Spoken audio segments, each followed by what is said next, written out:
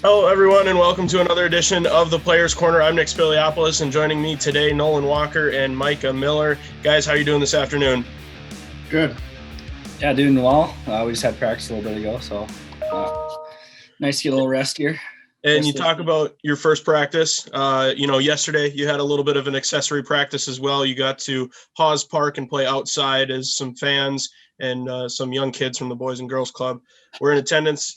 First off, what was it like to play outside? I know it was really warm. The ice wasn't probably the greatest, but, what's it like to just play outside in front of the community and, a group of people probably around as big as you've played in all season long?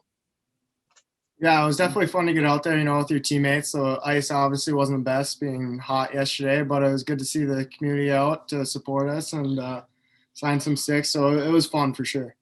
Well, what about you? Yeah, I agree. It was great to see a lot of the fans come out. There's a lot of kids there. They're excited, and we got to sign some autographs, which was cool for them. And just getting outside back on, just being outside on ice. It wasn't great ice, but it was still fun. And I wanted to talk about this. I grew up in Minnesota. Micah, you fall in the same boat. Nolan, you're from Alaska. How much time did you spend growing up outside playing on a lake or a pond or just a frozen, recreational rink that your town had to offer? And how much did that play in, A, developing your love for hockey, but B, just the memories that you've had growing up? Nolan, you can start first. Yeah, me and my brother we always would go. There's a rink next to my house in Anchorage, so we'd always go there or would go to another outdoor rink. It was. Growing up, that's where you kind of fall in love with hockey, being outside with your friends and or family, and it was cool to do that yesterday. It kind of reminded me of the past. Yeah, for sure. Same with me. I'm pretty sure in Pee-wees or Bantams every Wednesday or something would be practice outdoor right behind the rink in Grand Rapids. So definitely was a big part of growing up. And even, after practice, sometimes we'd go to a friend's house and go to outdoor rink at night or something. And it was just good bonding time with friends and family. So it was a big part of falling in love with the game. And, we like to talk about hockey on this podcast. I want to gather you guys' overall thoughts. You've got 2 games left in the regular season. It's been a weird one for sure. But how do you feel the year's gone and, where your team's at as you near the end of the regular season, Micah? Yeah, I think we feel good about where we are right now. And we just need to, the big thing as we've been talking about is playing with the playoff mentality for the rest of the season, obviously. When we actually get into the playoffs, it's going to be one and done. So we got to start playing like that now. And every team we're going to be facing is going to be desperate. And obviously we're going to need to be desperate. So obviously it's good to get into that mode now before we actually get there. And Nolan, you guys just came off of a 1-game series against Colorado College. Did that kind of help prepare you and the team to get into that one and done mentality? Yeah, I think we're coming down to the end here, and we can't really take anything for granted. It's going to be a 1-game elimination once playoffs come, and right now we're fighting for second place. So that's our mentality, and it all starts in practice. I think good habits, and just working as hard as we can, and just being together as a team and bonding, just coming closer. So. And it was recently announced that the series against Duluth would be split into 2 weekends, 1 and 1. This weekend, it'll be at Duluth on Saturday. And then on March 6th, it'll be at the Herb Brooks National Hockey Center. So 2 more, basically 1-game series. They still count the same in the standings. But, how will these last 3 weekends being 1 game truly prepare you for not only the NCHC frozen face-off that'll happen in Grand Forks, but also the NCAA tournament implications on the line after the conference championships conclude? Micah? Yeah, for sure. I'd say just like I said, with the playoff mentality, you lose one obviously in the tournament, you're done. So I think with Duluth coming in here, we know they've won like the last 2 tournaments basically. So we're obviously going to have a desperate team coming in, and we need to match their intensity. And, like you said, it's great practice for the NCAA tournament, just trying to do whatever you can to win, even if you have a bad period, and, you got to rebound. Or if you have a bad shift, you got to rebound and come up the next shift or next period and play. So, yeah. And Nolan, you talked about in practice, expand more on that, doing the little things right. But, for someone that might not know what those little things are, what does it mean for you and your team to get there in practice?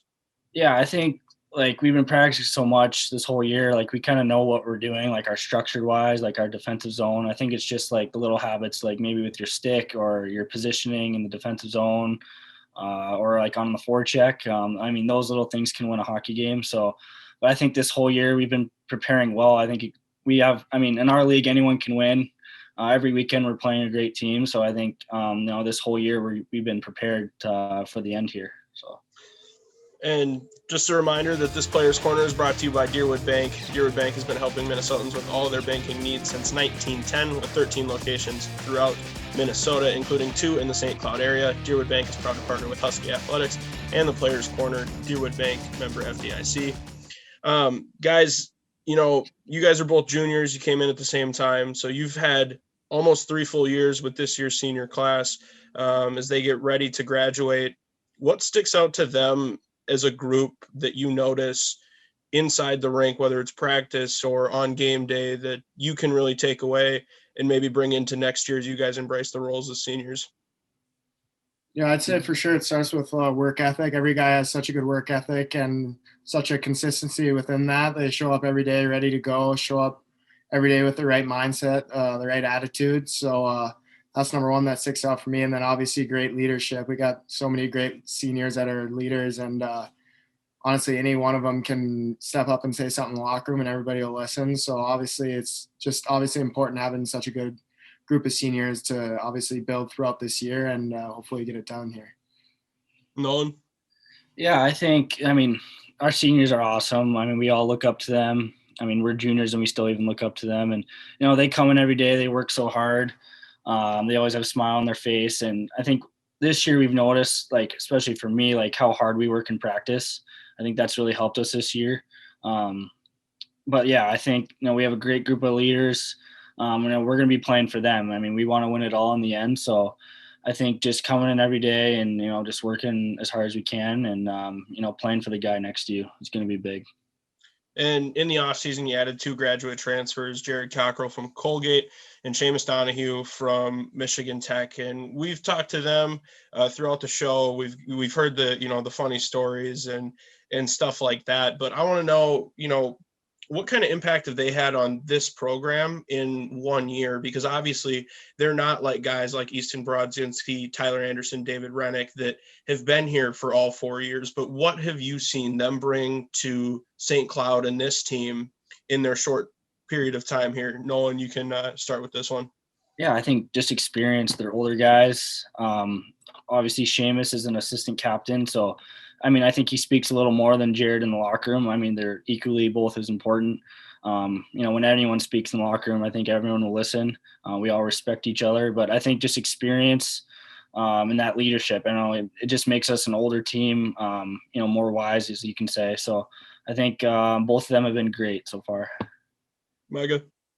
Yeah, like he said, just obviously they're both experienced guys, and I think they just fit into our culture so well, even with their senior class or with the whole team. Really, we talk about culture a lot here, and it's about like how we are as people off the ice as well as like on the ice. And they're obviously both great guys, so they fit in easily. They're easy to get to know, and it's honestly awesome to have them this year, obviously. So yeah.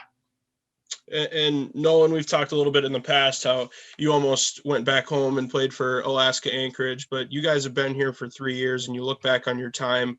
It's crazy to think that you guys are about to be seniors, but Micah, you can start with this one, but how much has it meant to you to be in St. Cloud playing for this team and playing in the NCHC?